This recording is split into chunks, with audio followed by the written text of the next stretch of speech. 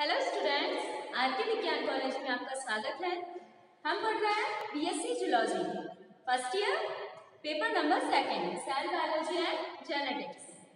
Cell biology हमने start कर दिया, ठीक है। सेल बायोलॉजी में हमने क्या पढ़ लिया? यूनिट फर्स्ट के अंदर हमने सेल के बारे में पढ़ा, सेल थ्योरी के बारे में पढ़ा, प्रोकैरियोटिक यूकैरियोटिक सेल्स के बारे में पढ़ा है, सेल मेम्ब्रेन के बारे में डिटेल में पढ़ा है हमने, जिसपे अधिकतर क्वेश्चंस आते हैं, ठीक है। और माइटोकॉन्ड्रिया हमने स्टार्ट कर दिया था, ठीक है। माइटोकॉन्ड्रिया ऑलमोस्ट कंप्लीट हो चुका है। माइटोकॉन्ड्रिया के अंदर हम आज पढ़ेंगे इलेक्ट्रॉन ट्रांसपोर्ट सिस्टम। माइटोकॉन्ड्रिया का फंक्शन क्या था? सेलुलर रेस्पिरेशन में हेल्प कर रहा था। अब ये देखेंगे कि वो माइटोकॉन्ड्रिया किस तरह से हेल्प करता है। माइटोकॉन्ड्रिया का क्या रोल है इलेक्ट्रॉन ट्रांसपोर्ट सिस्टम के अंदर, ठीक है। अब ये है इलेक्ट्रॉन ट्रांसपोर्ट सिस्टम होता क्या है? इलेक्ट्रॉन ट्रांसपोर्ट सिस्टम क्या होता है? जिसके अंदर हम फूड का ऑक्सीडेशन हो रहा है। क्या हो रहा है? फूड का ऑक्सीडेशन हो रहा है, जिसकी वजह से क्या हो रहा है? जिसकी वजह से इलेक्ट्रॉन ट्रांसपोर्ट सिस्टम के अंदर क्या हो रहा है? आयंस का ग्रेडियंट बन रहा है, हाइड्रोजन ग्रेडियंट का फॉर्मेशन हो रहा है, इलेक्ट्रॉन्स मूव कर रहे हैं। तो क्या हो रहा है? एटीपी जनरेट हो रही है, एनर्जी का फॉर्मेशन हो रहा है। किसके अंदर? इलेक्ट्रॉन ट्रांसपोर्ट सिस्टम के थ्रू एनर्जी का फॉर्मेशन हो रहा है। जो हमने फूड लिया, ठीक है, उसको ऑक्सीजन के साथ में क्या बनाएगा? एनर्जी जनरेट करेगा। किसके थ्रू? माइटोकॉन्ड्रिया के थ्रू, ठीक है। तो आज हम देखते हैं इलेक्ट्रॉन ट्रांसपोर्ट सिस्टम क्या होता है, ठीक है। इलेक्ट्रॉन ट्रांसपोर्ट सिस्टम क्या है, ठीक है। हमने लिया ग्लूकोज लिया, सपोज क्या? ग्लूकोज लिया। ग्लूकोज लेने के बाद में क्या हुआ, ठीक है। ग्लूकोज लेने के बाद में ऑक्सीजन के साथ में और क्या बना? CO2 प्लस H2 और प्लस एनर्जी जनरेट हुई। क्या जनरेट हुई? एनर्जी जनरेट हुई। इसमें क्या हो रहा है? ऑक्सीडेशन ऑफ फूड, फूड का ऑक्सीडेशन हो रहा है, ठीक है। ग्लूकोज लिया, ग्लूकोज में क्या है? C6H12O6, ठीक है। तो क्या होगा? ग्लूकोज का ऑक्सीडेशन होगा। ऑक्सीडेशन होके क्या बनेगा? एनर्जी का जनरेशन होगा। तो ये एनर्जी का जनरेशन किससे हो रहा है? माइटोकॉन्ड्रिया के थ्रू हो रहा है, इलेक्ट्रॉन ट्रांसपोर्ट सिस्टम के अंदर। क्या होता है? माइटोकॉन्ड्रिया के इनर मेम्ब्रेन है, उसके ऊपर कुछ कॉम्प्लेक्स प्रेजेंट रहते हैं, 5 कॉम्प्लेक्स प्रेजेंट रहते हैं, जिसकी वजह से क्या होता है? एनर्जी का जनरेशन होता है। उसमें क्या होता है? हाइड्रोजन आयंस होते हैं, वो मूव करते हैं और क्या करते हैं? हाइड्रोजन आयन मूव करते हैं और एक ग्रेडियंट का फॉर्मेशन कर लेते हैं। ग्रेडियंट का फॉर्मेशन कर लेते हैं, जिसकी वजह से क्या होता है? एटीपी का जनरेशन होता है। क्या होता है? एनर्जी का फॉर्मेशन होता है। अभी बताते हैं इसमें माइटोकॉन्ड्रिया है, हाइड्रोजन आयन कैसे मूव करेंगे। ये है माइटोकॉन्ड्रिया, ठीक है। ये है इनर मेम्ब्रेन,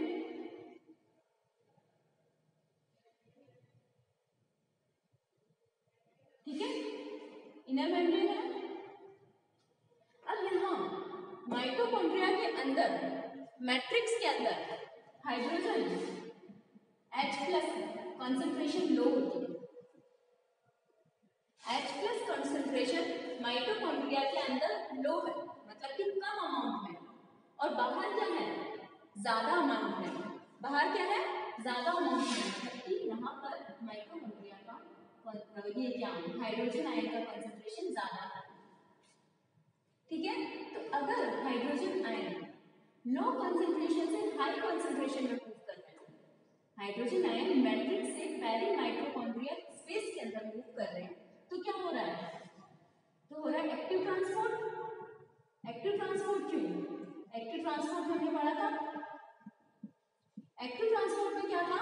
लो कंसंट्रेशन से हाई कंसंट्रेशन में जाता है, तो क्या होता है? एटीपी का जनरेशन होता है, एटीपी का यूज आता है। तो यहाँ पर क्या हो रहा है? एक्टिव ट्रांसपोर्ट हो रहा है, एटीपी का यूज में आ रहा है, और क्या हो रहा है? हाइड्रोजन आयन लो कंसंट्रेशन से हाई कंसंट्रेशन की तरफ मूव करता है, ठीक है।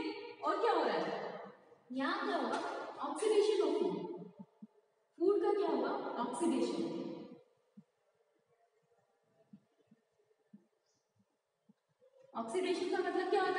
ऑक्सीजन का होना, ठीक है। फूड का क्या हो रहा है, हमने फूड लिया, फूड का क्या हो रहा है, ऑक्सीडाइज हो रहा है। फूड ऑक्सीडाइज होने के बाद में क्या करेगा, हाई एनर्जी को प्रोड्यूस करेगा। क्या करेगा, produce high energy. High energy को क्या करेगा, वो प्रोड्यूस करेगा। फूड लेने के बाद में क्या हुआ, फूड का ऑक्सीडेशन हुआ। ऑक्सीडेशन होने के बाद में क्या हुआ, क्रैब्स साइकिल्स वगैरह चलेगी, ठीक है। ग्लाइकोलाइसिस होगा, सबसे पहले ग्लाइकोलाइसिस होगा, फिर क्रैब साइकिल चलेगी। क्रैब साइकिल में क्या होगा कि हाई एनर्जी का प्रोडक्शन होगा, एनएडीपी और एनएडीएच का फॉर्मेशन होगा, एटीपी का फॉर्मेशन होगा, ठीक है। हाई एनर्जी का फॉर्मेशन होने के बाद में क्या होगा, ये हाई एनर्जी के इलेक्ट्रॉन्स हैं, हाई एनर्जी के इलेक्ट्रॉन्स हैं, उनको कौन एक्सेप्ट करेगा, एक्सेप्ट करेगा इलेक्ट्रॉन ट्रांसपोर्ट सिस्टम। NADPH बना, NADH, यहाँ ग्लूकोज है, ग्लूकोज से हम क्या कर रहे हैं, एटीपी का फॉर्मेशन हो रहा है, ठीक है। एटीपी का फॉर्मेशन जब हो रहा है तो क्या हो रहा है, यहाँ पर CO2 ऑक्सीडाइज हो रहा है। ऑक्सीडाइज होने के बाद क्या हो रहा है, ऑक्सीडाइज होने से क्या हो रहा है, ये एटीपी का फॉर्मेशन हो रहा है, यहाँ से क्या निकल रहा है, NADH का फॉर्मेशन हो रहा है, NAD से। एटीपी का फॉर्मेशन कैसे होगा ये बताना है। ग्लूकोज है, ग्लूकोज के दौरान ऑक्सीडेशन हुआ, ऑक्सीडेशन से क्या हुआ, NADH का फॉर्मेशन हुआ, मतलब कि oxidation of food, Krebs cycle वगैरह, क्रैब साइकिल के अंदर, ग्लाइकोलाइसिस के अंदर जो भी NADH का फॉर्मेशन हो रहा है उसमें क्या होगा, NADH का फॉर्मेशन होने के बाद में क्या होगा, इलेक्ट्रॉन ट्रांसपोर्ट सिस्टम के अंदर जाएंगे। किसके अंदर जाएंगे, इलेक्ट्रॉन ट्रांसपोर्ट सिस्टम के अंदर जाएंगे। जो भी NADH का फॉर्मेशन हो रहा है वो कहाँ जाएंगे, इलेक्ट्रॉन ट्रांसपोर्ट सिस्टम के अंदर जाएंगे, जो कि किसके अंदर प्रेजेंट है, माइटोकॉन्ड्रिया के इनर इनर मेम्ब्रेन के ऊपर कॉम्प्लेक्स प्रेजेंट है, 5 कॉम्प्लेक्स प्रेजेंट है, उसको हम क्या बोल रहे हैं, इलेक्ट्रॉन ट्रांसपोर्ट सिस्टम। इससे क्या होगा, H+ का फ्लो होगा, हाइड्रोजन फ्लो होगा, हाइड्रोजन फ्लो होगा कहाँ से, मैट्रिक्स से पेरीमाइटोकॉन्ड्रियल स्पेस के अंदर, मैट्रिक्स से पेरीमाइटोकॉन्ड्रियल स्पेस के अंदर क्या होगा, हाइड्रोजन आयन का कंसंट्रेशन का फ्लो होगा।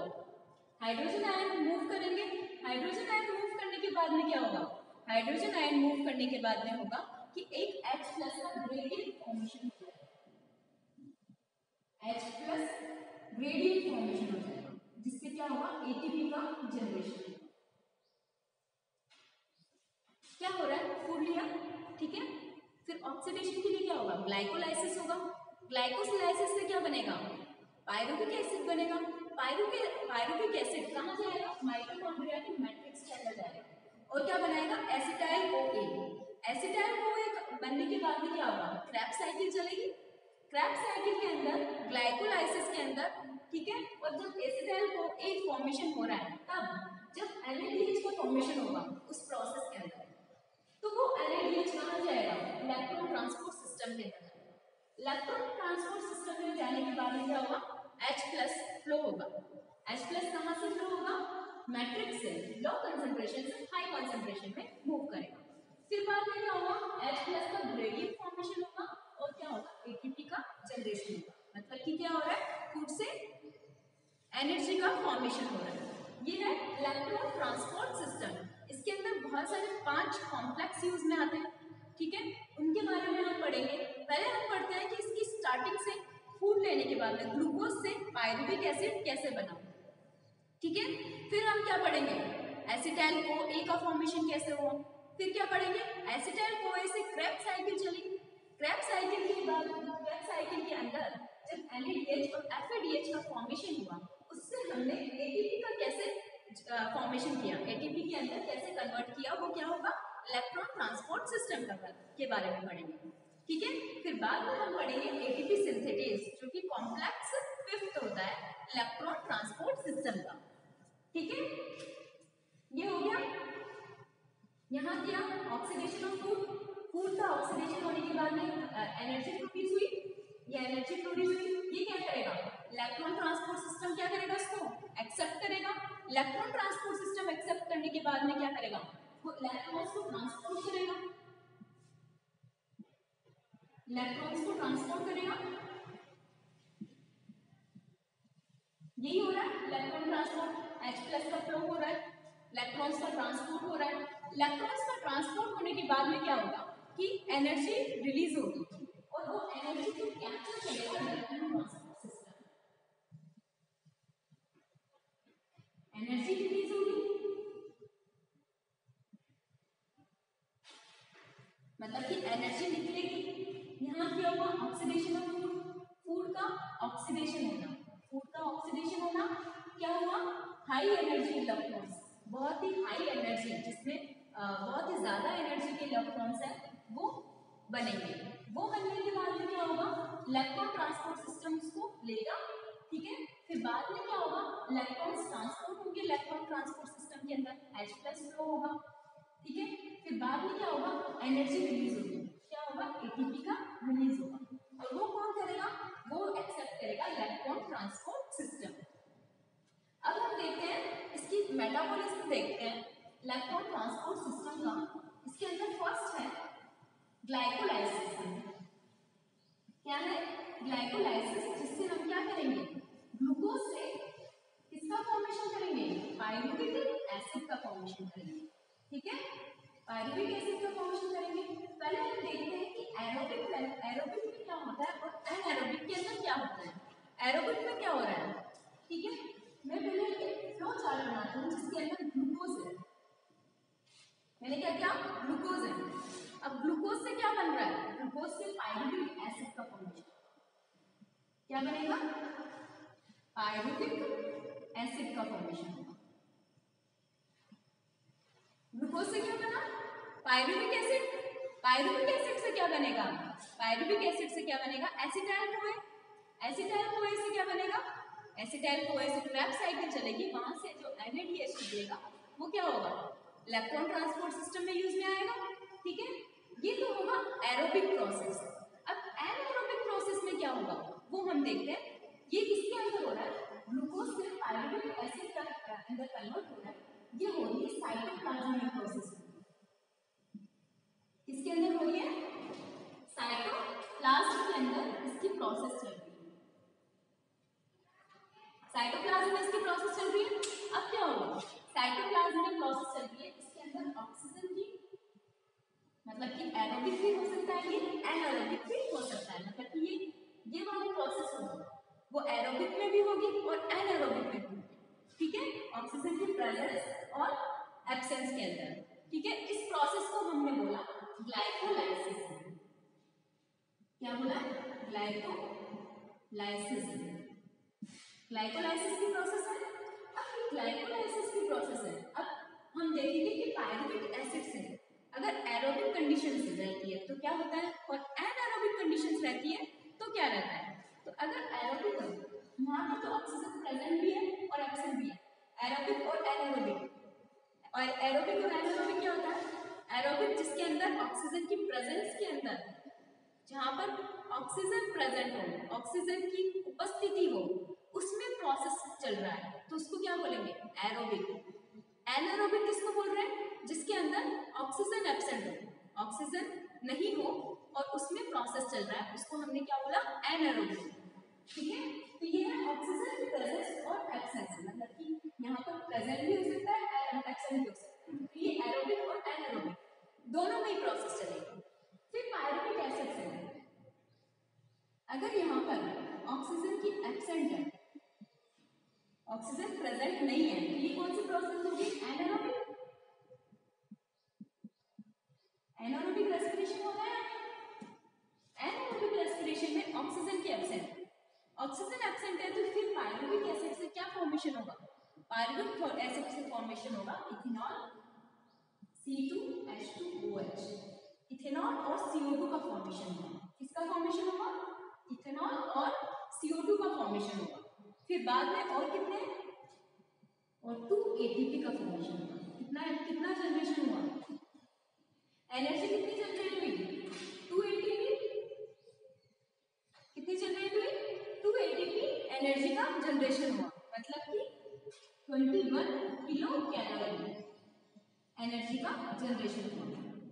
किसके अंदर, एनारोबिक प्रोसेस के अंदर। एनारोबिक प्रोसेस में क्या हुआ, पायरुविक एसिड से इथेनॉल प्लस कार्बन डाइऑक्साइड का फॉर्मेशन हुआ और 21 किलो कैलोरी एनर्जी का जनरेशन हुआ 2 ATP। ठीक है, अगर हम यहाँ पर एरोबिक रेस्पिरेशन का देखते हैं, एरोबिक मतलब कि ऑक्सीजन प्रेजेंट है इस प्रोसेस के अंदर, क्या है, ऑक्सीजन प्रेजेंट है। अब देखते हैं एरोबिक प्रोसेस के अंदर, एरोबिक प्रोसेस के अंदर क्या हुआ, पायरुविक एसिड से क्या बनेगा, एसिटाइल CoA, क्या बनेगा, एसिटाइल CoA। अब ये एसिटाइल CoA से क्या होगा, एसिटाइल CoA से क्रैब साइकिल का फॉर्मेशन होगा, क्या होगा, क्रैब साइकिल का फॉर्मेशन होगा। यहां से क्या होगी, ये क्रैब साइकिल, क्रैब साइकिल का फॉर्मेशन हुआ। अब क्रैब साइकिल के अंदर जो भी NADH और या फिर FADH निकलेंगे, ठीक है, वो कहाँ जाएंगे, वो जाएंगे इलेक्ट्रॉन ट्रांसपोर्ट सिस्टम के अंदर। इलेक्ट्रॉन ट्रांसपोर्ट सिस्टम के अंदर जाने के बाद क्या होगा, यहाँ से क्या होगा, एनर्जी का जनरेशन होगा, क्या होगा, एनर्जी जनरेशन होगा।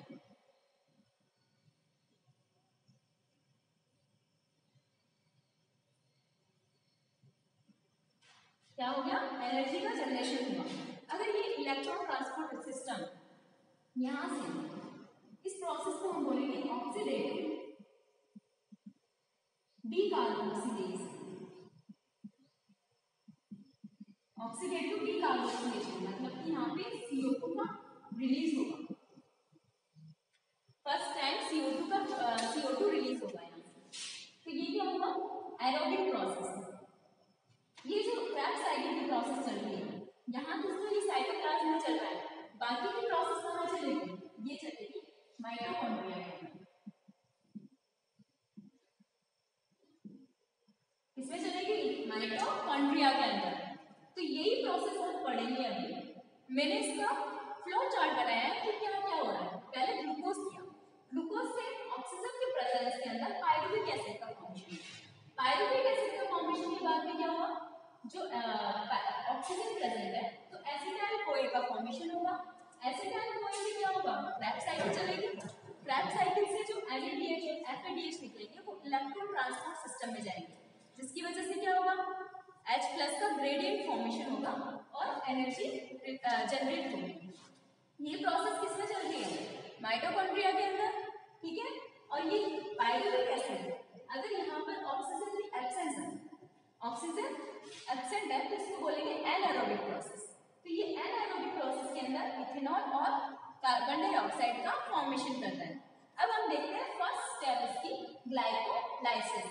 ग्लाइकोलाइसिस में क्या हो रहा है, ठीक है, ये है इसका फ्लो चार्ट। अब हम देखते हैं ग्लाइकोलाइसिस में क्या हो रहा है।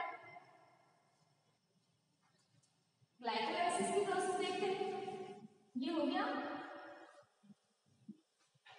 अब ग्लाइकोलाइसिस में क्या होगा, ग्लूकोज का ब्रेकडाउन होगा और क्या बनेगा, पायरुविक एसिड का फॉर्मेशन होगा, उसके अंदर बहुत सारे एंजाइम्स का यूज में आएगा और क्या होगा,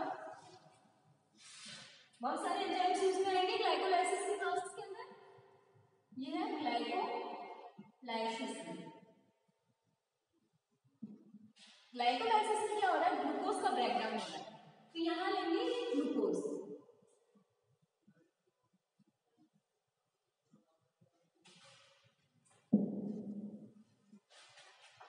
क्या लिए, ग्लूकोज। अब ग्लूकोज से क्या बनेगा, ग्लूकोज से बनेगा ग्लूकोज 6 फॉस्फेट। क्या बनेगा, ग्लूकोज 6 फॉस्फेट। ये ग्लूकोज 6 फॉस्फेट कैसे बना, ग्लूकोज 6 फॉस्फेट कैसे बना, जैसे कि एक एंजाइम होता है काइनेज। काइनेज एंजाइम क्या कर रहा है, काइनेज एंजाइम का मतलब होता है कि फॉस्फेट ग्रुप का ट्रांसफर करना। क्या करना, फॉस्फेट ग्रुप का ट्रांसफर करना। अगर यहाँ काइनेज ना हो, काइनेज फर्स्ट एंजाइम हो गया, सेकंड एंजाइम अगर लेते हैं वो है फॉस्फेटेज। फॉस्फेटेज का मतलब ये होता है हटाना, क्या करना, फॉस्फेट को हटाना। क्या हो गया, फॉस्फेटेज एंजाइम का यूज करेंगे। अगर लेंगे D carboxylase, D carboxylase enzyme में क्या होगा, डी कार्बोक्सिलेज एंजाइम में CO2 का रिलीज होना, ठीक है, कार्बन डाइऑक्साइड का रिलीज होना, वो किसमें होगा, डी कार्बोक्सिलेज एंजाइम के अंदर होगा, ठीक है। तो ये यहाँ पर फर्स्ट प्रोसेस के अंदर क्या हो रहा है, फॉस्फेट ग्रुप ऐड हो रहा है ग्लूकोज के अंदर। तो फॉस्फेट ग्रुप को ऐड करने के लिए कौन सा एंजाइम यूज करेंगे, काइनेज, काइनेज एंजाइम यूज करेंगे। अब ये काइनेज मतलब कि 6th पोजीशन पे फॉस्फेट ग्रुप ऐड करना। तो इसका अंदर क्या है, 6 को क्या बोलते हैं, हेक्सा, और क्या हो गया काइनेज, तो क्या होगा हेक्सोकाइनेज। कौन सा एंजाइम यहाँ यूज में आएगा, हेक्सोकाइनेज। और ये काइनेज मतलब कि ये फॉस्फेट ग्रुप जो ऐड हुआ है वो कहाँ से आया, फॉस्फेट ग्रुप कहीं से तो ट्रांसफर करेगा वो, तो वो ट्रांसफर करेगा एटीपी से, एटीपी से मतलब कि एटीपी से इसने फॉस्फेट ग्रुप लिया और एटीपी को तो कन्वर्ट कर दिया एडीपी के अंदर, और क्या होगा, इस फॉस्फेट को ग्लूकोज के ऊपर जोड़ दिया। तो क्या बन गया, ग्लूकोज 6 फॉस्फेट। क्या बना, ग्लूकोज 6 फॉस्फेट। कौन सा एंजाइम है, हेक्सोकाइनेज। इसके अंदर क्या है, 6th पोजीशन पे फॉस्फेट ग्रुप को ट्रांसफर करना। एंजाइम्स याद करने की इतनी जरूरत नहीं है, ठीक है। तो इतना क्या है, ग्लूकोज है, हम समझ सकते हैं इसको। अगर ग्लूकोज के अंदर ग्लूकोज 6 फॉस्फेट है मतलब कि 6th पोजीशन पे फॉस्फेट ग्रुप ऐड हो रहा है, तो क्या होगा, 6th पोजीशन मतलब कि हेक्सो, फॉस्फेट ग्रुप ऐड होना मतलब कि ट्रांसफर होना कहीं से, एटीपी से ट्रांसफर हो रहा है, तो उसको क्या बोलेंगे, काइनेज। तो एंजाइम का नाम हो गया हेक्सोकाइनेज, ठीक है। हेक्सोकाइनेज ग्लूकोज 6 फॉस्फेट बना। अब क्या होगा, ग्लूकोज 6 फॉस्फेट से फ्रक्टोज 6 फॉस्फेट क्या बना, फ्रक्टोज 6 फॉस्फेट बना।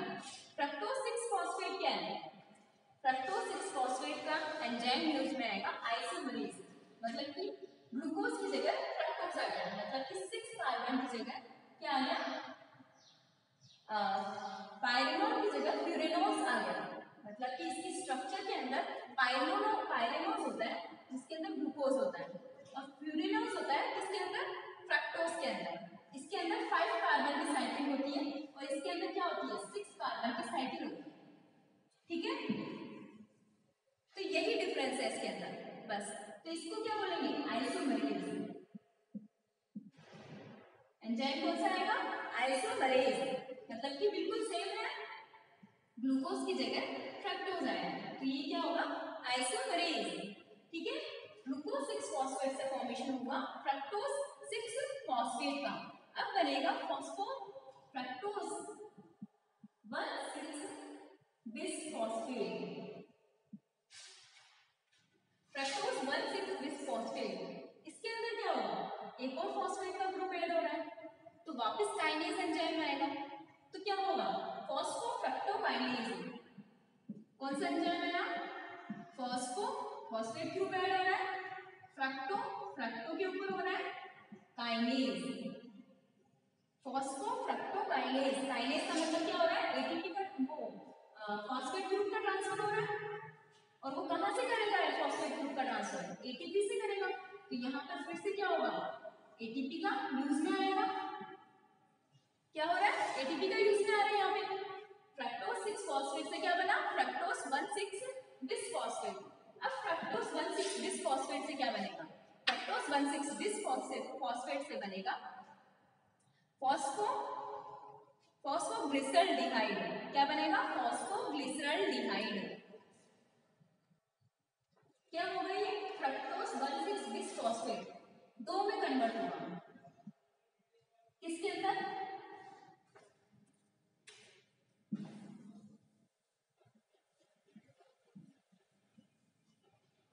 फर्स्ट होगा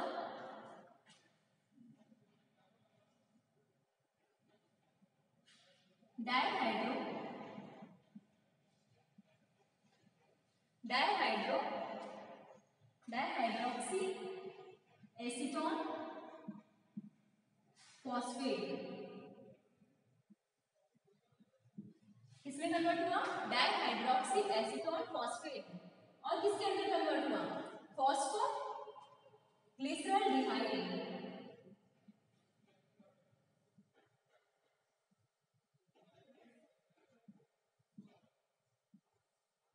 फॉस्फोग्लिसरॉल्डिहाइड और क्या है? Dihydroxy acetone phosphate. क्या है? Fructose 1,6 bisphosphate. कितने कार्बन का है? 6 कार्बन का है। तो ये 6 कार्बन अब किसके अंदर कन्वर्ट हो गया? 2 में डिवाइड हो गया। कौन कौन से मॉलिक्यूल्स हैं? फॉस्फोग्लिसरॉल्डिहाइड और डाइहाइड्रोक्सी एसीटोन फॉस्फेट। तो ये फॉस्फोग्लिसरॉल्डिहाइड है वो 3 कार्बन का है और ये कितने का है? 3 कार्बन का है। अब क्या होगा? ये दोनों एक दूसरे में कन्वर्ट हो सकते हैं, ठीक है? और कौन सा एंजाइम हो सकता है? Triose isomerase. कौन सा एंजाइम के थ्रू? ट्रायोज आइसोमरेज से क्या कर सकते हैं? ये एक दूसरे में कन्वर्ट हो सकते हैं। तो ये डाइहाइड्रोक्सी एसीटोन फॉस्फेट अगर इसके अंदर कन्वर्ट हो जाता है तो क्या होता है? फॉस्फोग्लिसरॉल्डिहाइड के 2 मॉलिक्यूल्स का फॉर्मेशन हो जाता है। क्या बन गया? 2 मॉलिक्यूल्स बन गए किसके? फॉस्फोग्लिसरॉल्डिहाइड के।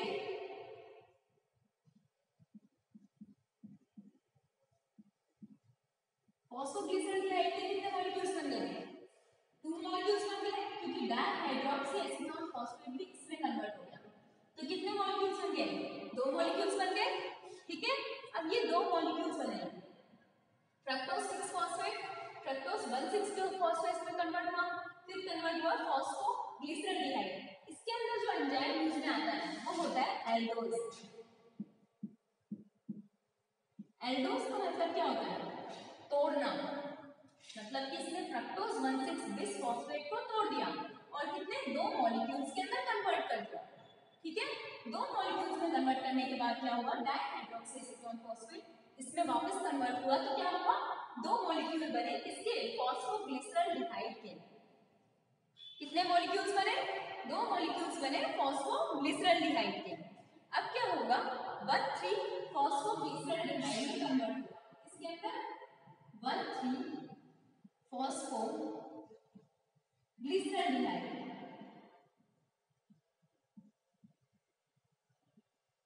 किसके अंदर कन्वर्ट हुआ?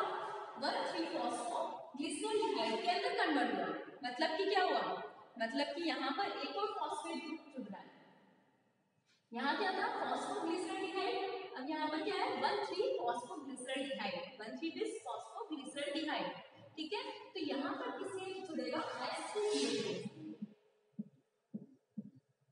H3PO4 से क्या जुड़ेगा? फॉस्फेट ग्रुप का ऐड होगा। यहाँ काइनेज एंजाइम नहीं आएगा, यहाँ पर कौन सा आएगा?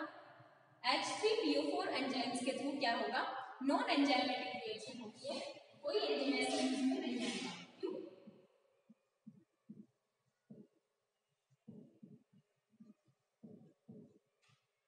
H3PO4 से क्या हो रहा है? फॉस्फेट ग्रुप का ट्रांसफर हो रहा है। क्या बन रहा है? 1,3 फॉस्फोग्लिसरॉल्डिहाइड।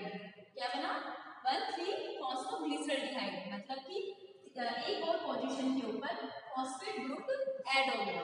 अब क्या होगा? 1,3 फॉस्फोग्लिसरॉल्डिहाइड से क्या होगा? 1,3 फॉस्फोग्लिसरिक एसिड में कन्वर्ट होगा। 1,3 फॉस्फोग्लिसरिक एसिड, ठीक है? इसमें कन्वर्ट हुआ 1,3 फॉस्फोग्लिसरिक एसिड में कन्वर्ट हुआ, ठीक है? अब इसके अंदर क्या हुआ? ग्लिसरॉल्डिहाइड से ग्लिसरिक एसिड में कन्वर्ट हो रहा है। मतलब कि क्या हो रहा है? डिहाइड्रोजनेज। कौन सा एंजाइम यहाँ पे यूज में है? डिहाइड्रोजनेज।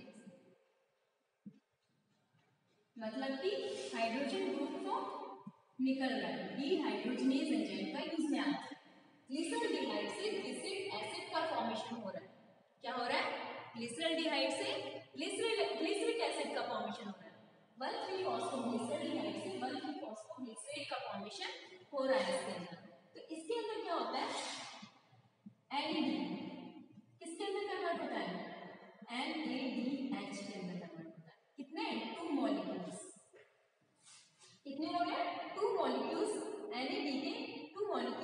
NADH के अंदर कन्वर्ट हो रहे हैं। क्यों? क्योंकि बन जाए कौन सा डिहाइड्रोजनेस, हाइड्रोजन ग्रुप का रिमूव हो रहा है, तो यहाँ से हाइड्रोजन ग्रुप इसके पास में गया, तो ये कितना बचा, कौन सा मॉलिक्यूल बचा, 1,3-फॉस्फोग्लिसरिक एसिड में कन्वर्ट हो गया। ठीक है, फिर 1,3-फॉस्फोग्लिसरिक एसिड किसके अंदर कन्वर्ट होगा, 1,3-फॉस्फोग्लिसरिक एसिड कन्वर्ट होगा 3-फॉस्फोग्लिसरिक एसिड के अंदर कन्वर्ट होगा। इसमें कन्वर्ट हुआ है 3-फॉस्फोग्लिसरिक एसिड, इसमें कन्वर्ट हुआ 3-फॉस्फोग्लिसरिक एसिड। इसके अंदर क्या हुआ, एक फॉस्फेट ग्रुप रिमूव हो गया। अब एक फॉस्फेट ग्रुप रिमूव हो गया तो क्या होगा, कौन सा एंजाइम आएगा, फॉस्फेटेज, तो क्या होगा, ट्रांसफॉस्फोराइलेज। कौन सा एंजाइम आया, ट्रांसफॉस्फोराइलेज, मतलब क्या है, फॉस्फेट ग्रुप का रिमूव हो गया, फॉस्फेटेज हो गया, तो क्या होगा, 3-फॉस्फोग्लिसरिक एसिड कन्वर्ट हो गया। अब ये 3-फॉस्फोग्लिसरिक एसिड किसमें कन्वर्ट होगा, 2-फॉस्फोग्लिसरिक एसिड के अंदर।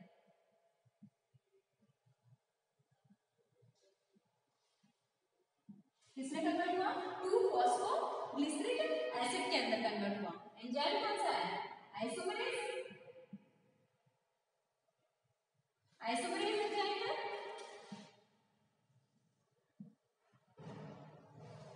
अब क्या होगा, 2-फॉस्फोग्लिसरिक एसिड किसके अंदर कन्वर्ट होगा, 2-फॉस्फोग्लिसरिक एसिड कन्वर्ट होगा 2-फॉस्फोइनॉल पायरुविक एसिड के अंदर।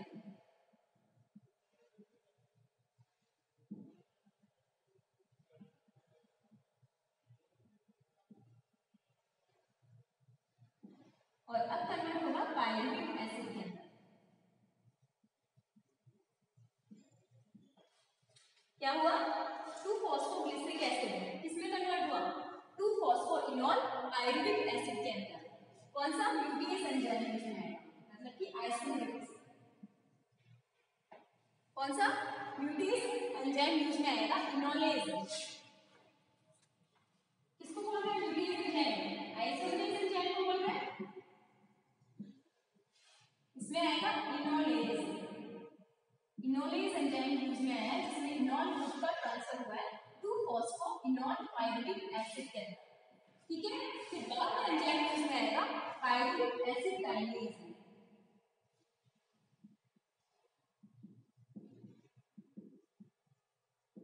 इसमें भी क्या हो रहा है, फॉस्फेट ग्रुप का ट्रांसफर हो रहा है, जबकि फॉस्फेट ग्रुप ट्रांसफर हो रहा है किससे, पायरुविक एसिड से, 2-फॉस्फोइनॉल पायरुविक एसिड से किसमें कन्वर्ट हुआ, पायरुविक एसिड के अंदर। तो यहाँ पर क्या हुआ, 2 ATP, ADP से 2 ATP का फॉर्मेशन हुआ। किसका फॉर्मेशन हुआ, 2 ATP का फॉर्मेशन हुआ।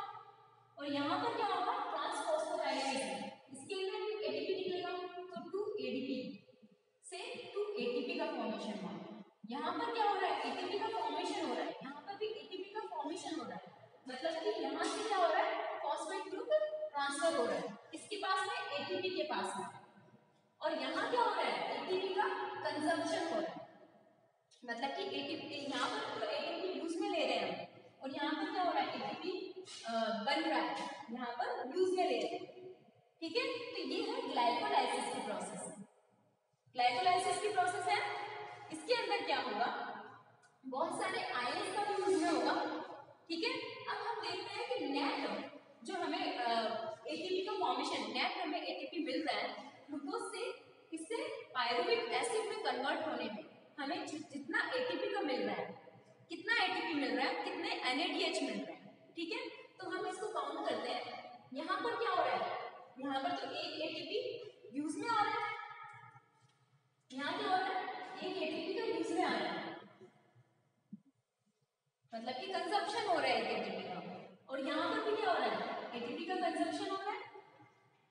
ठीक है, और यहाँ क्या हो रहा है, एटीपी बन रहा है, तो कितना हो गया, यहाँ क्या हो गया, इस प्रोसेस के अंदर माइनस एटीपी, मतलब कि एक एटीपी हमारा यूज में आ गया, और यहाँ पर क्या हो गया, एक और एटीपी माइनस एटीपी।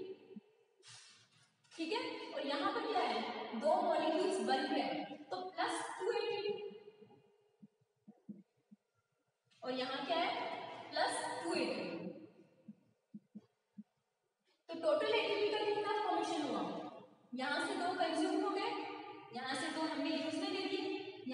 बना तो इसको क्या कर देंगे, कट हो जाएगा और कितना एटीपी बनेगा, 2 एटीपी का फॉर्मेशन होगा। नेट 2 एटीपी का फॉर्मेशन होगा ग्लाइकोलाइसिस की प्रोसेस के अंदर, और 2 एटीपी का फॉर्मेशन होगा ग्लाइकोलाइसिस की प्रोसेस के अंदर, और क्या होगा 2 NADH का फॉर्मेशन होगा और 2 एटीपी का फॉर्मेशन होगा। ठीक है, इसके अंदर ग्लाइकोलाइसिस की प्रोसेस के अंदर यहाँ हम लिख लेते हैं साइड में कि ग्लाइकोलाइसिस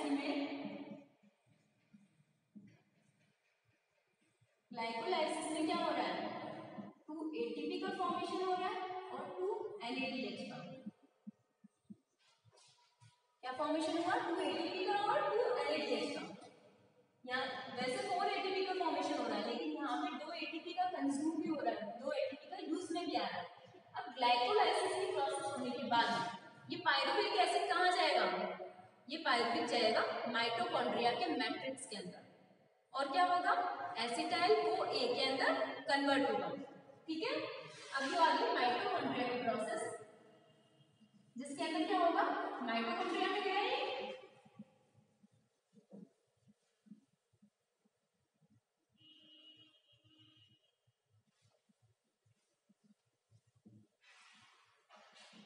इस प्रोसेस को क्या बोलेंगे, ऑक्सीडेटिव डीकार्बोक्सिलेशन। क्या बोलेंगे, ऑक्सीडेटिव डीकार्बोक्सिलेशन, क्योंकि यहाँ पर फर्स्ट टाइम क्या होगा, कार्बन डाइऑक्साइड का रिलीज होगा। क्या होगा, कार्बन डाइऑक्साइड रिलीज होगी। क्या होगी, कार्बन डाइऑक्साइड रिलीज होगी, तो इसको हम बोलेंगे ऑक्सीडेटिव डीकार्बोक्सिलेशन।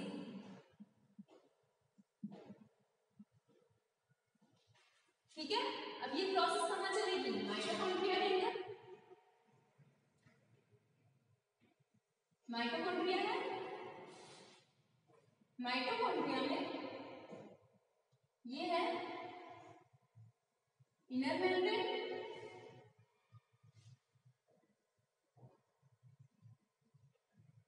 अब यहाँ इनर मेम्ब्रेन के अंदर कौन आएगा, इनर मेम्ब्रेन के अंदर आएगा ये पायरुविक एसिड,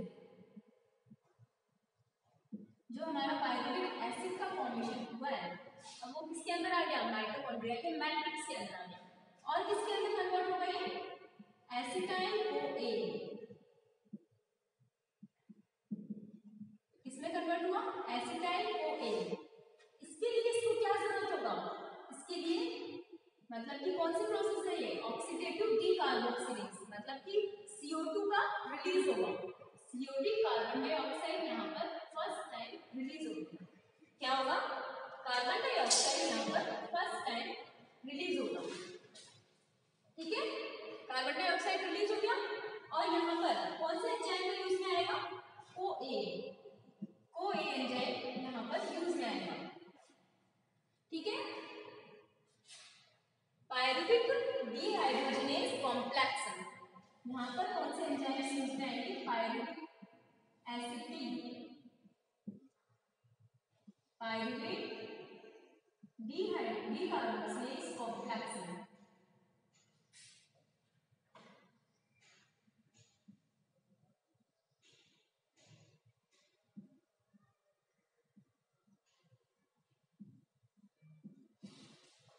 ठीक है, अब ये कॉम्प्लेक्स मतलब कि ये किस तरह से ये प्रोसेस चल रही है वो हम पढ़ेंगे कि इसके अंदर कौन कौन से एंजाइम्स यूज में आ रहे हैं, जो कि पायरुविक एसिड को एसिटाइल CoA के अंदर चेंज करके जा रहे हैं।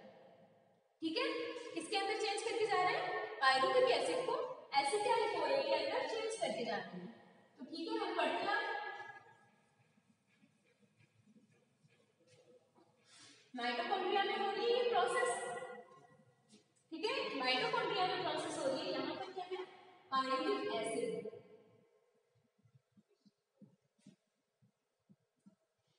To molecules of pyruvic acid के, two molecules of pyruvic acid किससे फॉर्म हुआ है, ये फॉर्म हुआ है ग्लाइकोलाइसिस की प्रोसेस से फॉर्मेशन हुआ है। अब पायरुविक एसिड से क्या बनाएंगे, एसिटाइल CoA, और एसिटाइल CoA के बाद में क्या होगा, वो क्रैब्स साइकिल चलेगी। फिर क्रैब्स साइकिल के बाद में जो NADH का फॉर्मेशन होगा, ठीक है, क्रैब्स साइकिल के अंदर भी NADH का फॉर्मेशन होगा, तो ये सारे NADH मिलके कहाँ जाएंगे, इलेक्ट्रॉन ट्रांसपोर्ट अंदर जाएंगे और क्या होगा, H प्लस ग्रेडियंट का फॉर्मेशन होगा और क्या होगा, एनर्जी रिलीज होगी।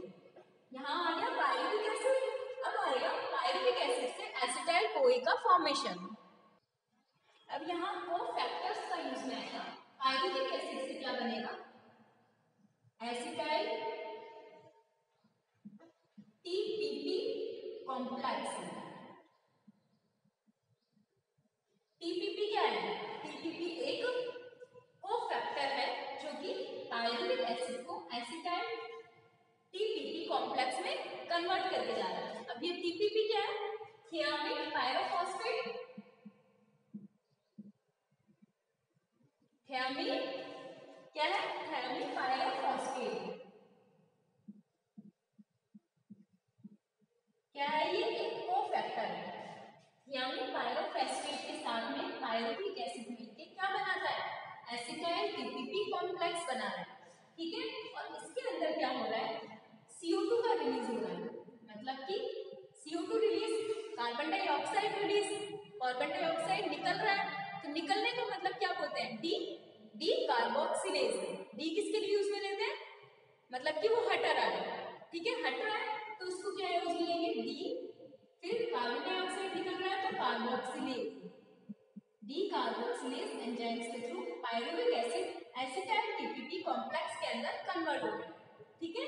अब कौन सा आएगा, लिपोइक एसिड, कौन सा आएगा, लिपोइक एसिड, ठीक है। अब आया लिपोइक एसिड,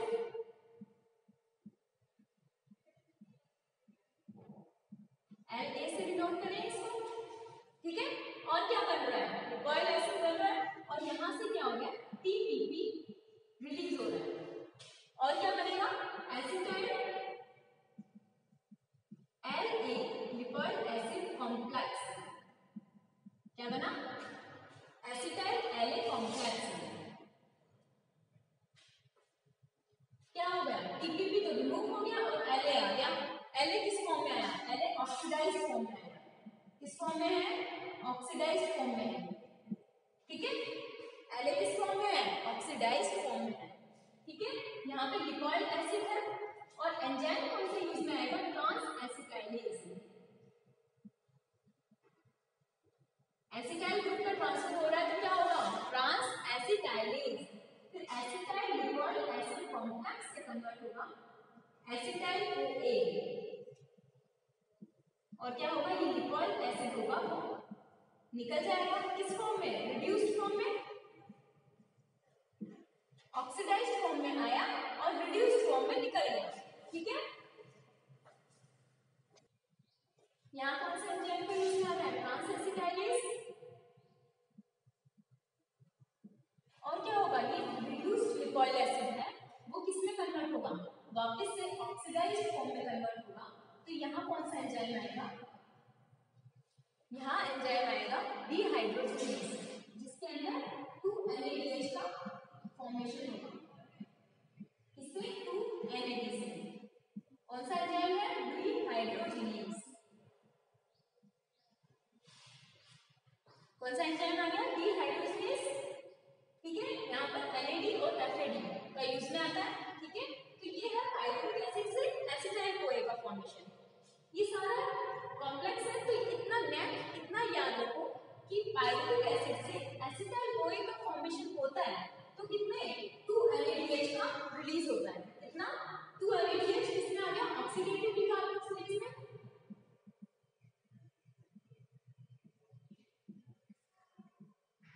ऑक्सीडेटिव डिकार्बोक्सिलेज में 2NADH का फॉर्मेशन हो गया, ठीक है।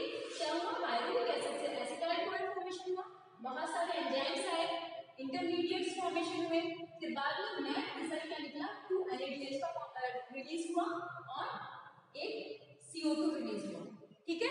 अब हम पढ़ते हैं क्रैब्स साइकिल। क्रैब्स साइकिल के अंदर कितने NADH का रिलीज होता है वो हम देखेंगे।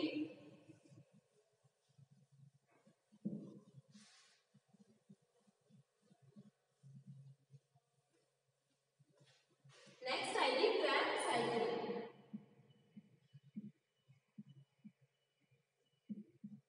क्रैब्स साइकिल के अंदर क्या होगा, ठीक है। क्रैब्स साइकिल में क्या होगा,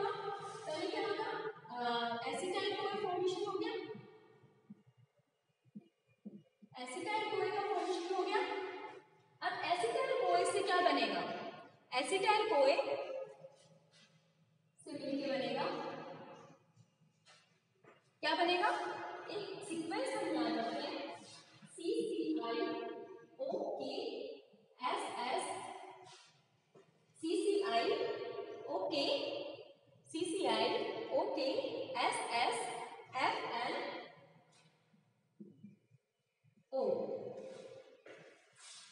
क्या है, CCIOKSSFNO,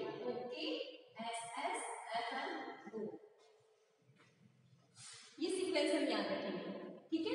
तो यहाँ पर सी का मतलब क्या है, सिट्रिक एसिड, क्या बना, यहाँ पर बना सिट्रिक एसिड, ठीक है। फिर सी आया, तो क्या आएगा, सिस एकोनिटिक एसिड, कौन सा, सिस एकोनिटिक एसिड,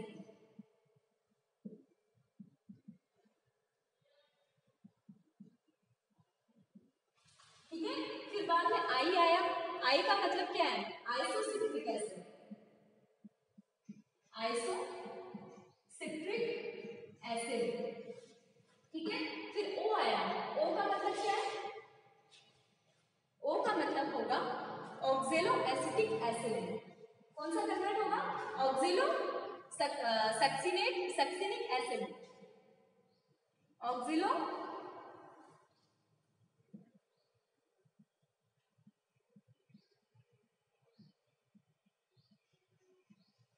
फिर के आएगा, के का मतलब होगा अल्फा कीटो ग्लूटारिक एसिड, फिर बाद में क्या आया, एस, एस क्या है, सक्सिनाइल OA, फिर एस है, फिर सक्सिनिक एसिड, फिर कौन सा है, एफ, एफ का आएगा तो फ्यूरेट, फिर एम है तो मेलेट, फिर बाद में क्या है, ओ तो ऑक्जेलो एसिटिक एसिड, और ये कन्वर्ट हो गया इसके अंदर सिट्रिक एसिड के अंदर, यहाँ आ रहा है एसिटाइल कोए का यूज। ये है क्रेब्स साइक्लिक, हमने किस तरह से याद किया इसको, CCIOKSSFNO, मतलब कि CCI citric acid, cis aconitic acid, isocitric acid, oxalosuccinic acid, alpha ketoglutaric acid, succinyl CoA, succinic acid, fumarate, malate and oxaloacetic acid, ये क्या हो गई क्रेब्स साइक्लिक।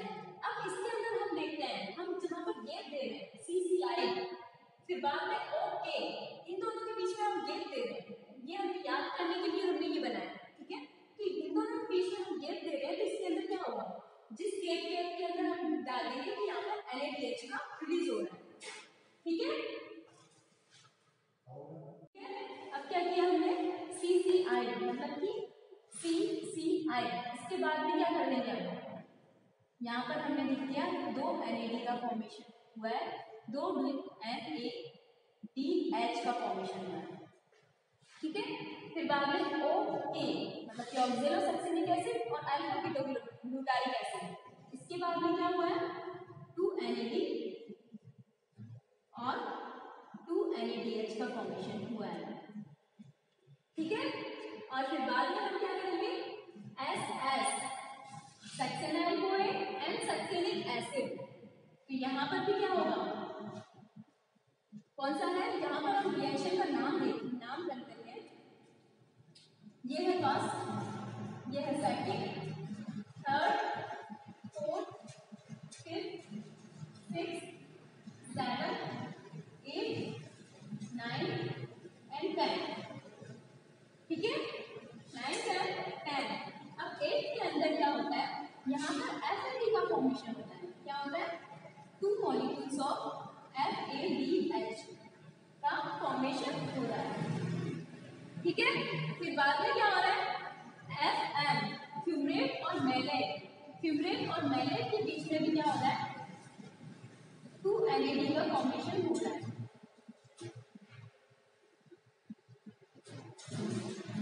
ठीक है। तो यहाँ कितने NAD का फॉर्मेशन हुआ है, यहाँ पे 2, 3, 4, 5, 6, 6 तो NADH का फॉर्मेशन हुआ है और 2 FADH इसमें क्या किया, एसिटाइल कोए से सिट्रिक एसिड के अंदर कन्वर्ट हुआ, एंजाइम हुआ सिस एकोनिडेज। कौन सा, सिट्रेट सिंथेटेज। कौन सा एंजाइम हुआ, citrate synthetase.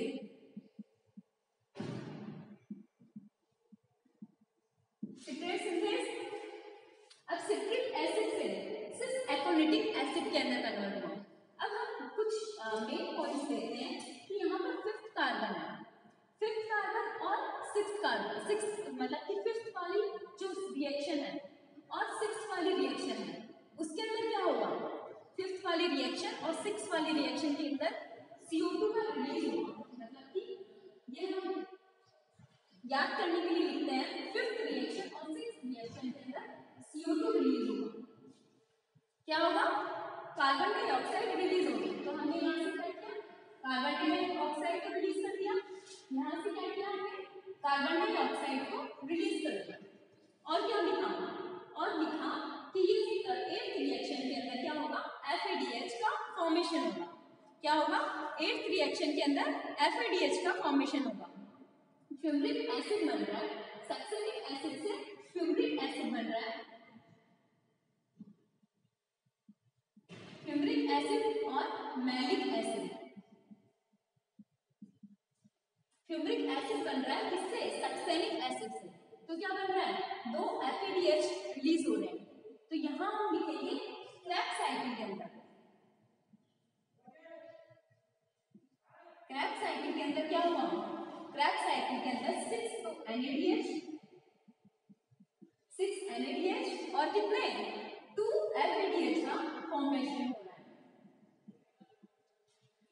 6 molecules of NADH, 2 4 and 2 6, और यहाँ पर 2 FADH का फॉर्मेशन हो रहा है। ठीक है, यहाँ पर हर रिएक्शन के लिए एंजाइम्स यूज में आ रहे हैं। ठीक है, एंजाइम्स यूज में आ रहे हैं। यहाँ पर कौन सा है, सक्सेनाइल कोए से सक्सेनिक एसिड बन रहा है। तो क्या होगा, सक्सेनाइल डिहाइड्रोजिनेज। कौन सा, सक्सेनाइल डिहाइड्रोजिनेज। ठीक है, सेवंथ रिएक्शन के अंदर इसमें क्या होगा, सेवंथ रिएक्शन के अंदर GDP का फॉर्मेशन। किसका फॉर्मेशन होगा, सेवंथ रिएक्शन के अंदर GDP का फॉर्मेशन होगा। GDP का फॉर्मेशन होगा इसके अंदर, GDP से किसमें कन्वर्ट होगा, GDP में कन्वर्ट होगा। इसमें कन्वर्ट हुआ सेवंथ रिएक्शन के अंदर। जब ये सक्सेनाइल कोए से सक्सेनिक एसिड के अंदर कन्वर्ट हो रहा है तो क्या हो रहा है, एक GDP का फॉर्मेशन हो रहा है। ठीक है, GDP का फॉर्मेशन हो गया। यहाँ पर क्या हुआ, फिफ्थ रिएक्शन और सिक्स्थ रिएक्शन के अंदर कार्बन डाइऑक्साइड रिलीज हो रहा है। तो यहाँ पर कौन सा एंजाइम आएगा, डीकार्बोक्सिलेज आएगा, oxalosuccinic decarboxylase enzyme, alpha ketoglutarate decarboxylase enzyme. यहाँ पर डिहाइड्रोजिनेज एंजाइम क्या हो रहा है, NADH का फॉर्मेशन हो रहा है।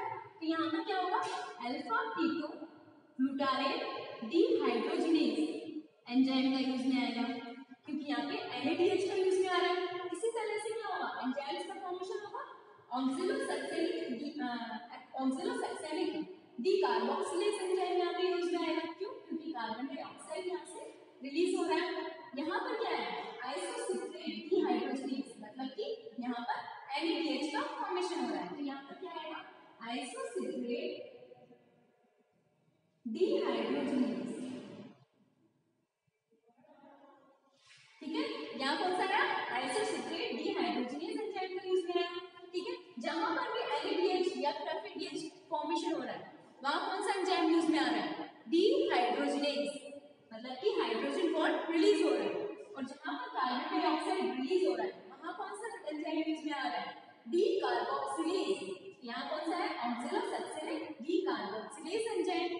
ठीक है, और यहाँ पर कौन सा है, सक्सेनाइल डिहाइड्रोजिनेज एंजाइम। क्यों, यहाँ पर ATP का यूज हो रहा है, GDP का फॉर्मेशन हो रहा है। किससे, सक्सेनाइल कोए से सक्सेनिक एसिड के अंदर। तो ये वाला जो एंजाइम है, सक्सेनाइल डिहाइड्रोजिनेज एंजाइम है, वो कहाँ प्रेजेंट रहता है, वो माइटोकॉन्ड्रिया के इनर मेम्ब्रेन के अंदर प्रेजेंट रहता है। माइटोकॉन्ड्रिया के इनर मेम्ब्रेन कहाँ प्रेजेंट रहता है, माइटोकॉन्ड्रिया है माइटोकॉन्ड्रिया के अंदर की जो मेम्ब्रेन है उसके ऊपर एक एंजाइम प्रेजेंट रहता है जिसको हम बोलते हैं सक्सिनाइल डीहाइड्रोजनेज एंजाइम। और बाकी के सारे जो एंजाइम है जो इस रिएक्शन में यूज में आए हैं वो कहाँ प्रेजेंट है, वो है माइटोकॉन्ड्रिया के मैट्रिक्स के अंदर। ठीक है, तो ये है क्रेब्स साइकिल की प्रोसेस जिसके अंदर 6 तो NADH निकले और कितने निकले 2 FADH का रिलीज हुआ है, 2 कार्बन डाइऑक्साइड रिलीज हुए हैं और 1 GDP का रिलीज हुआ है। ठीक है, तो ये क्या हो गई क्रेब्स साइकिल की रिएक्शन। यहाँ पर क्या है एंजाइम्स का यूज में आ रहा है हर रिएक्शन के अंदर। एंजाइम्स कैसे बना रहे हैं मतलब कि याद करने की ज्यादा जरूरत नहीं है, अल्फा ग्लूटारिक एसिड से बन रहा है। तो यहाँ पर NADH का फॉर्मेशन हो रहा है तो हमने क्या लगा दिया डीहाइड्रोजनेज लगा दिया आगे। ठीक है, और यहाँ पर CO2 रिलीज हो रहा है तो डीकार्बोक्सिलेज लगा देंगे, यहाँ पर NADH रिलीज हो रहा है तो वापस आइसोसल्फेट डीहाइड्रोजनेज लगा देंगे। ठीक है, तो ये हो गया किसका सिट्रिक एसिड का। ठीक है, अब हम पढ़ते हैं इलेक्ट्रॉन ट्रांसपोर्ट चेन के बारे में। इस तरह से ये जो NADH के फॉर्मेशन हुए हैं वो कहाँ जा रहे हैं इलेक्ट्रॉन ट्रांसपोर्ट सिस्टम के पास में जा रहे हैं। ठीक है, ये हो गया क्रेब्स साइकिल। ये सारे इलेक्ट्रॉन ट्रांसपोर्ट सिस्टम, ये FADH है ये इलेक्ट्रॉन ट्रांसपोर्ट सिस्टम में जाएगा, ये NADH, ये वाला NADH, ये वाला NADH जो भी बन रहा है वो कहाँ जा रहा है इलेक्ट्रॉन ट्रांसपोर्ट सिस्टम में जा रहा है, किसको ATP का जनरेशन के लिए। ठीक है, तो अब ये हो गया क्रेब्स साइकिल की प्रोसेस। अब क्रेब्स साइकिल के अंदर और ग्लूकोज के अंदर ग्लाइकोलाइसिस के अंदर डीकार्बोक्सिलेज ऑक्सीडेटिव डीकार्बोक्सिलेज के अंदर कितने ATP का फॉर्मेशन होता है इस सारे प्रोसेस के अंदर वो हम देखते हैं।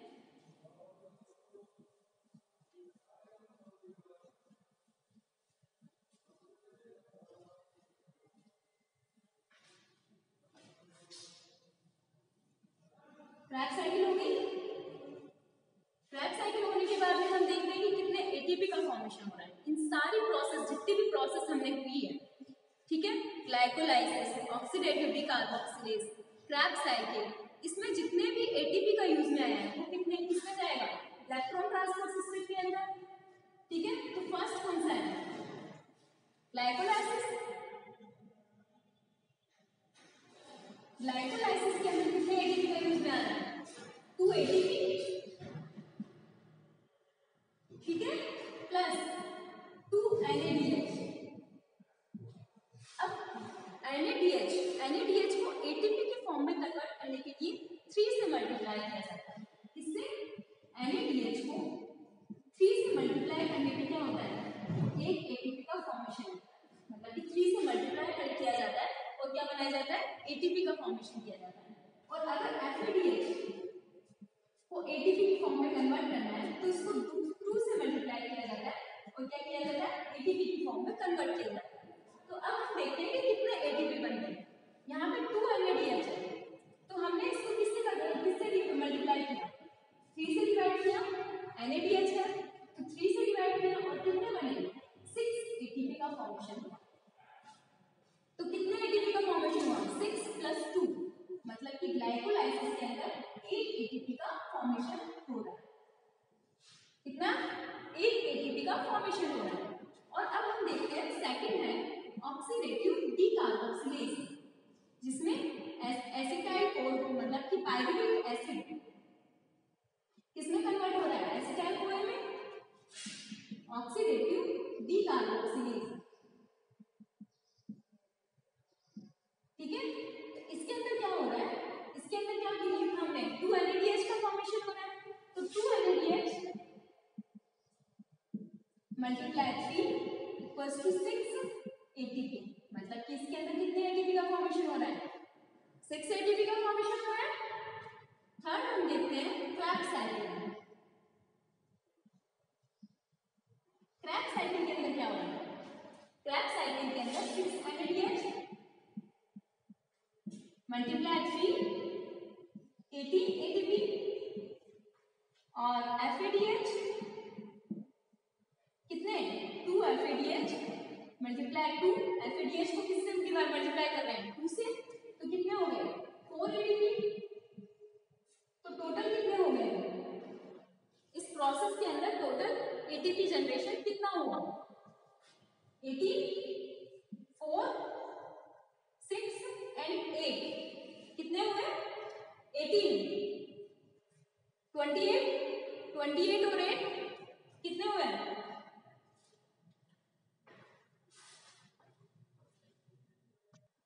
ठीक है, कितने हो गए? 36 एटीपी। और ट्रैप साइकिल के अंदर तो जीटीपी का फॉर्मेशन भी हो रहा था, तो टोटल कितने हो गए? अगर जीटीपी एटीपी में कन्वर्ट हो जाएगा, किसमें कन्वर्ट हो जाएगा? तो एटीपी 38 एटीपी का फॉर्मेशन होता है इस पूरी प्रोसेस के अंदर। कितने एटीपी का फॉर्मेशन हो रहा है? 38 एटीपी का फॉर्मेशन हो रहा है। अब हम देखते हैं कि ये सब NADH है, किसमें जाएंगे? इलेक्ट्रॉन ट्रांसपोर्ट चेन के अंदर जाएंगे। इलेक्ट्रॉन ट्रांसपोर्ट चेन के अंदर जाने से क्या होगा? H प्लस ग्रेडियंट बनेगा।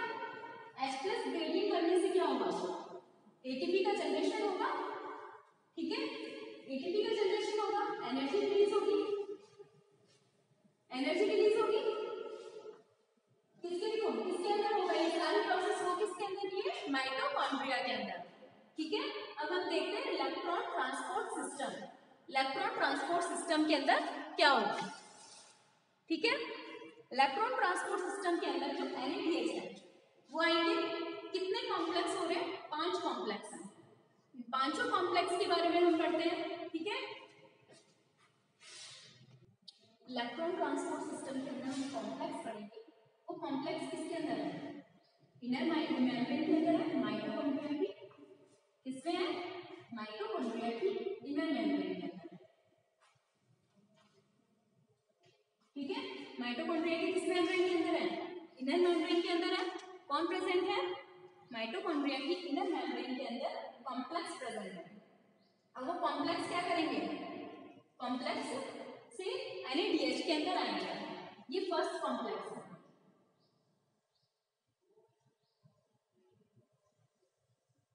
फर्स्ट कॉम्प्लेक्स में क्या हुआ? यहाँ पर क्या है? मैट्रिक्स। ठीक है, यहाँ क्या है? मैट्रिक्स।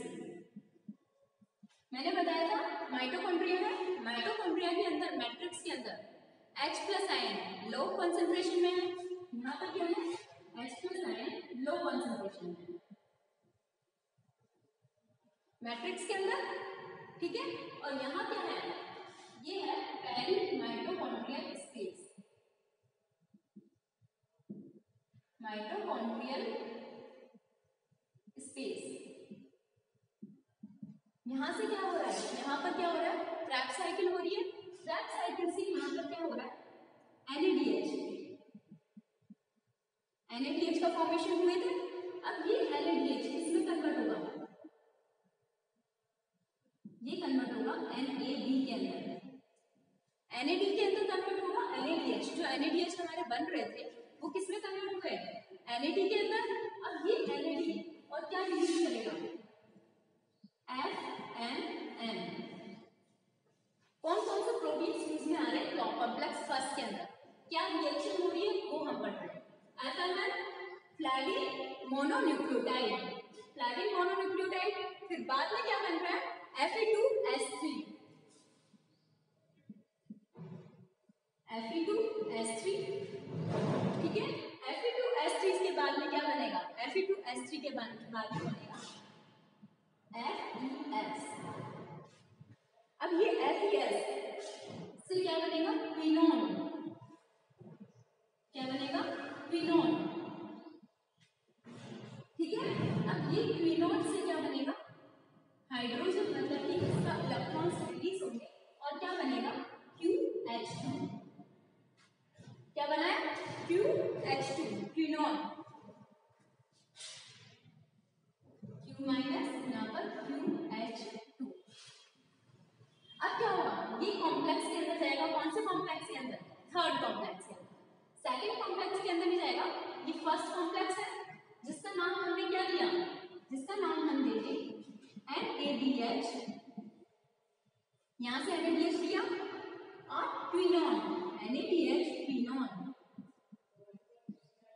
क्या नाम दिया? NADH phenol ऑक्सीडोरिडक्टेज।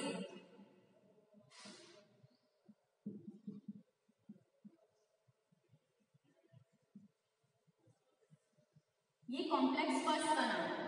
इसके अंदर क्या हुआ, NaDH से क्या बना, फिनोल बना ऑक्सीडोरिडक्टेज। ठीक है, तो इसका नाम दिया, कॉम्प्लेक्स फर्स्ट का नाम है NaDH फिनोल ऑक्सीडोरिडक्टेज। ठीक है, इसमें NaDH आया और क्या कन्वर्ट किया, फिनोल के अंदर कन्वर्ट किया। अब क्या किया, और क्या किया, और हुआ इसके अंदर 4H+। कहाँ चले गए, 4H+ चले गए पेरी माइटोकॉन्ड्रियल स्पेस के अंदर। कहाँ चले गए, 4H+ पेरी माइटोकॉन्ड्रियल स्पेस के अंदर चले गए। NaDH अगर फिनोल के अंदर कॉम्प्लेक्स फर्स्ट के अंदर कन्वर्ट हो रहा है तो कॉम्प्लेक्स फर्स्ट से 4H+ रिलीज होंगे कहाँ पर, पेरी माइटोकॉन्ड्रियल स्पेस के अंदर। अब क्या होगा, QH2 अब किसके अंदर जाएगा, कॉम्प्लेक्स 3 के अंदर। यहां से कौन सा स्टार्ट हो गया, कॉम्प्लेक्स 3 स्टार्ट हो गया। यहाँ पर QH2 C cytochrome BH BL से साइटोक्रोम BH में कन्वर्ट होगा और ये साइटोक्रोम BH किसमें जाएगा, इसमें कन्वर्ट हो जाएगा। ठीक है, क्या हुआ, फिनोल H2 किसमें कन्वर्ट हुआ, साइटोक्रोम Bl के अंदर, फिर साइटोक्रोम BH गया, फिर बाद में वापस इसके अंदर कन्वर्ट हो गया। और क्या होगा, साइटोक्रोम फिनोल किसमें कन्वर्ट होगा, FeS के अंदर, FeS के अंदर कन्वर्ट होगा और साइटोक्रोम C किसके अंदर कन्वर्ट हुआ, साइटोक्रोम C। तो इसका नाम क्या देंगे, फिनोल साइटोक्रोम C ऑक्सीडोरिडक्टेज। क्या नाम दिया, फिनोल साइटोक्रोम C ऑक्सीडोरिडक्टेज। ठीक है, ये हो गया साइटोक्रोम C। अब ये साइटोक्रोम C किसमें जाएगा, साइटोक्रोम C जाएगा कॉम्प्लेक्स 4 के अंदर। कॉम्प्लेक्स 4 के अंदर जाएगा साइटोक्रोम C, ये है कॉम्प्लेक्स 4। ये कौन सा था, फर्स्ट वाला, ये कौन सा है, थर्ड वाला, और ये कौन सा है, फोर्थ वाला। ठीक है, यहां पर साइटोक्रोम C कॉपर A से कन्वर्ट होगा साइटोक्रोम A3, साइटोक्रोम B, फिर बाद में ये किसमें कन्वर्ट होगा, ये कन्वर्ट होगा ऑक्सीजन से मिलके क्या बनाएगा, 2 मतलब कि H2O का फॉर्मेशन करेगा। क्या किया, H2O का फॉर्मेशन कर लिया। और क्या हो सकता है, ये जो QH2 बना है ये वापस Q में कन्वर्ट हो सकता है, जिसकी वजह से क्या होगा, 2H+ का रिलीज होगा। और यहाँ क्या होगा, इस कॉम्प्लेक्स के अंदर भी क्या होगा, इस कॉम्प्लेक्स के अंदर भी क्या होगा, 2H+ का रिलीज होगा। यहाँ पर भी क्या होगा, 2H+ का रिलीज होगा। ठीक है, तो टोटल कितने हो गए, 4 6 8 एंड 10 हाइड्रोजन का रिलीज हो रहा है इसके अंदर। एक NaDH से 10 हाइड्रोजन का रिलीज हो रहा है, कहां से, मैट्रिक्स से पेरी माइटोकॉन्ड्रियल स्पेस के अंदर। ठीक है, और फिर बाद में ये है, इसका नाम देंगे cytochrome C oxidase. Fifth complex का क्या नाम, फोर्थ कॉम्प्लेक्स का क्या नाम है, साइटोक्रोम C ऑक्सीडेज। ये क्या है, इलेक्ट्रॉन ट्रांसपोर्ट चेन है। इसके अंदर क्या है, हाइड्रोजन आयन का ग्रेडियंट फॉर्मेशन हो रहा है, मतलब कि इलेक्ट्रॉन्स ट्रांसफर हो रहे हैं। तो इलेक्ट्रॉन्स ट्रांसफर हो रहे हैं तो क्या हो रहा है, फिर बाद में क्या होगा, ATP का जनरेशन होगा। ये NaDH से क्या बनेगा, ATP का फॉर्मेशन होगा। इलेक्ट्रॉन ट्रांसपोर्ट सिस्टम है। अब इलेक्ट्रॉन ट्रांसपोर्ट सेकंड है, कॉम्प्लेक्स सेकंड। कॉम्प्लेक्स सेकंड कहां से आएगा, क्रैक साइकिल से। क्रैब साइकिल में क्या हो रहा था? क्रैब साइकिल के अंदर क्या हो रहा था? सक्सेनिक एसिड से क्या बन रहा था? फ्यूमरिक एसिड बन रहा था। क्या बन रहा था? सक्सेनिक एसिड से क्या बन रहा था? Fumaric acid. ये क्या है? क्रैब साइकिल की है। क्रैब साइकिल की स्टेज के अंदर सक्सेनिक एसिड से फ्यूमरिक एसिड बन रहा था। इसके अंदर क्या हो रहा था? इसके अंदर FAD टू मॉलिक्यूल्स किसमें कन्वर्ट हो रहे थे? दो मॉलिक्यूल FADH के अंदर कन्वर्ट हो रहे थे। अब ये FADH वापस इसमें कन्वर्ट होकर क्या बन रहा था? FMN। और ये FMN कहाँ जाना था? फिनोन के पास। तो ये कौन सा हो गया? Complex second. कौन सा है? कॉम्प्लेक्स सेकेंड, जिसके अंदर क्या है? क्रैब साइकिल की प्रोसेस भी है।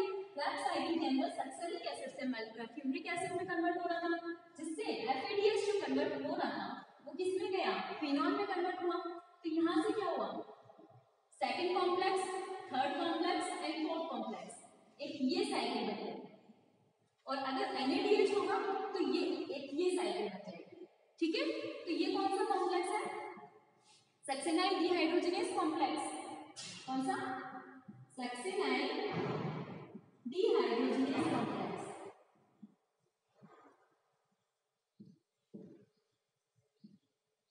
कौन सा है? सेकंड नंबर का कॉम्प्लेक्स। क्रैब साइकिल से सबसे क्या हुआ? NADH का फॉर्मेशन हुआ। अब ये NADH कहाँ गया? जो माइटोकॉन्ड्रिया की इनर मेम्ब्रेन है उसमें कॉम्प्लेक्स प्रेजेंट है, इलेक्ट्रॉन ट्रांसपोर्ट सिस्टम प्रेजेंट है, उसके अंदर गया और क्या हुआ? H+ का ग्रेडियंट फॉर्मेशन किया। H+ का ग्रेडियंट फॉर्मेशन किया, यहाँ से NADH आया फिनॉल में कन्वर्ट किया। किसके अंदर? कॉम्प्लेक्स फर्स्ट के अंदर। और 4H+ पेरीमाइटोकॉन्ड्रियल स्पेस के अंदर चले गए। और फिर बाद में क्या हुआ? फिनॉल से किसमें कन्वर्ट हुआ? साइटोक्रोम C के अंदर। किसके अंदर? कॉम्प्लेक्स साइकिल के अंदर। तो इसके अंदर क्या हुआ? 2H+ कहाँ चले गए? पेरीमाइटोकॉन्ड्रियल स्पेस के अंदर। फिर क्या हुआ? फिर जो साइटोक्रोम C है उसका क्या हुआ? ऑक्सीजन के साथ में क्या हुआ? ऑक्सीडेशन हुआ, तो इसको नाम दिया साइटोक्रोम C ऑक्सीडेज। ठीक है, तो यहाँ से वर्ड बना। ठीक है, यहाँ पर क्या हुआ? 2H+ का रिलीज हुआ। अब क्या होगा? अब ये होगा कि यहाँ पर क्या आएगा? कॉम्प्लेक्स फिफ्थ आएगा। कॉम्प्लेक्स फिफ्थ आएगा जिसको बोलते हैं ATP सिंथेस। जहां से क्या होगा? ATP का सिंथेसिस होगा। क्या होगा? ATP का सिंथेसिस होगा। ठीक है, ये हो गया। यहाँ पर एक रिजल्ट निकलता है। क्या रिजल्ट निकलता है इसका? ये रिजल्ट निकलता है कि अगर NADH होगा तो NADH होगा तो कितने H+ का रिलीज होगा? यहाँ से आ रहा है NADH यहाँ से आ रहा है 4, 6, 8 and 10। तो NADH के लिए क्या लेंगे? NADH होगा तो 6H+ ग्रेडियंट बनेंगे, मतलब कि 10H+ का ग्रेडियंट फॉर्मेशन होगा। 10H+ पेरीमाइटोकॉन्ड्रियल स्पेस के अंदर जाएंगे। लेकिन FADH होगा तो क्या होगा? FADH तो यहाँ से आ रहा है। ठीक है, सेकंड कॉम्प्लेक्स से, तो यहाँ से सेकंड कॉम्प्लेक्स से ये थर्ड कॉम्प्लेक्स में जा रहा है, तो ये H+ 4H+ काउंट होंगे? नहीं होंगे। तो कितने हो गए? 2 2 2। कितने हो गए? 6H+ का ग्रेडियंट फॉर्मेशन होगा। ये हो गया इलेक्ट्रॉन ट्रांसपोर्ट सिस्टम का। अब हम देखते हैं कॉम्प्लेक्स फिफ्थ के अंदर क्या हो रहा है। कॉम्प्लेक्स फिफ्थ के अंदर ऐसा क्या हो रहा है जिससे क्या हो रहा है? ATP का जनरेशन हो रहा है। यहाँ पर क्या हुआ? H+ ग्रेडियंट फॉर्मेशन हुआ। ठीक है, ठीक है, इसके बाद में हम क्या करते हैं? ATP synthesis. ATP का सिंथेसिस हो कैसे रहा है? ठीक है, ये कॉम्प्लेक्स फिफ्थ के अंदर होता है, इलेक्ट्रॉन ट्रांसपोर्ट सिस्टम के कॉम्प्लेक्स फिफ्थ के अंदर होता है। ठीक है, अब हम देखते हैं फिफ्थ के अंदर क्या हो रहा है। कॉम्प्लेक्स फिफ्थ के अंदर इलेक्ट्रॉन ट्रांसपोर्ट सिस्टम के थ्रू ATP का जनरेशन कैसे हो रहा है?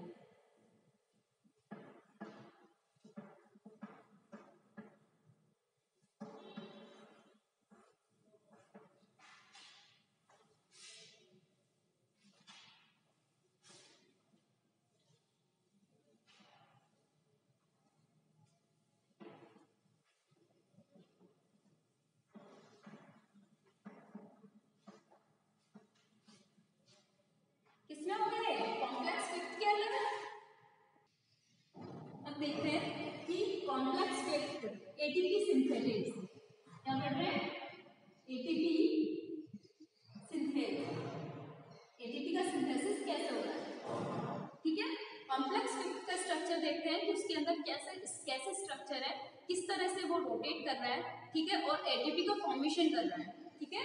तो यहाँ पर है, ये है मेम्ब्रेन, कौन सी, इनर मेम्ब्रेन, इसकी माइटोकॉन्ड्रिया की, माइटोकॉन्ड्रिया की इनर मेम्ब्रेन है, ठीक है।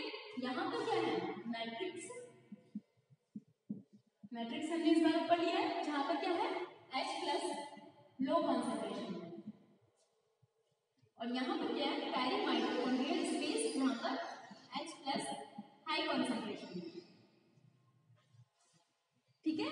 तो यहाँ पर हम देख रहे हैं कि इसकी कॉम्प्लेक्स 4 तक आ गया। अब कॉम्प्लेक्स 5 के अंदर क्या हो रहा है कि किस तरह से एटीपी का जनरेशन हो रहा है, एटीपी किस तरह से जनरेट हो रही है। तो इसके अंदर इसके स्ट्रक्चर देखते हैं हम, ठीक है। इसके अंदर प्रोटॉन हाफ चैनल्स प्रेजेंट होते हैं, इस तरह की कोई स्ट्रक्चर होती है इसकी,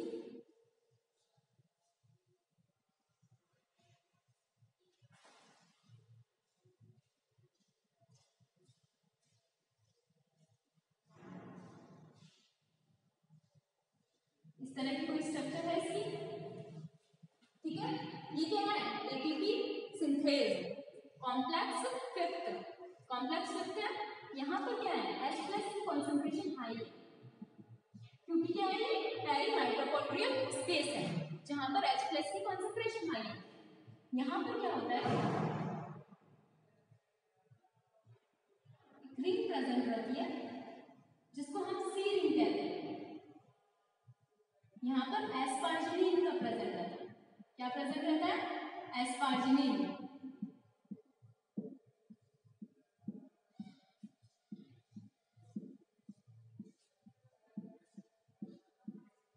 इसको हमने क्या बोला सी रिंग,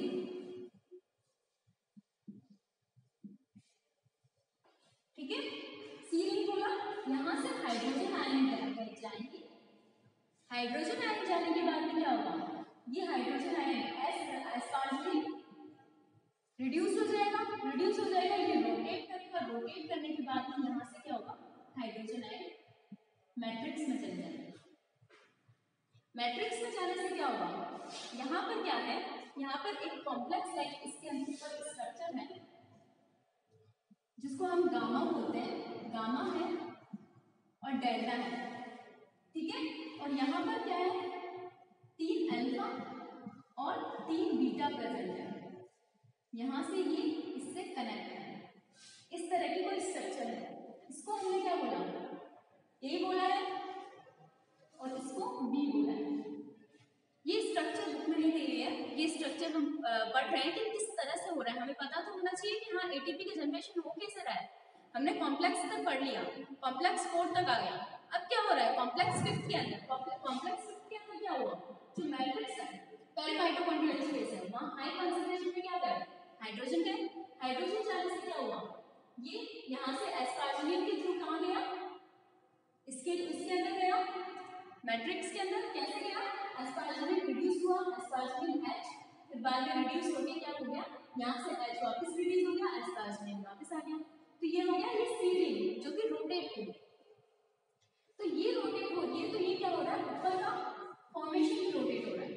तो ये रोटेशन से क्या हो रहा है एटीपी जनरेट हो रहा है, ये गामा रोटेशन से क्या हो रहा है एटीपी जनरेशन हो रहा है। क्या हो रहा है गामा रोटेशन, गामा रोटेशन से क्या हो रहा है जो बीटा यहाँ पे प्रेजेंट है उसकी कन्फर्मेशन में चेंज आ रहा है, मतलब कि उसकी स्ट्रक्चर में चेंज आ रहा है, उसकी स्ट्रक्चर में चेंजेस आ रहे हैं। तो क्या हो रहा है एटीपी का जनरेशन हो रहा है, ठीक है। यहाँ से हाइड्रोजन जाएगा, ये रोटेट होगा, रोटेट होने से क्या होगा गामा रोटेशन से एटीपी का फॉर्मेशन होगा। क्या है ये कॉम्प्लेक्स 5th,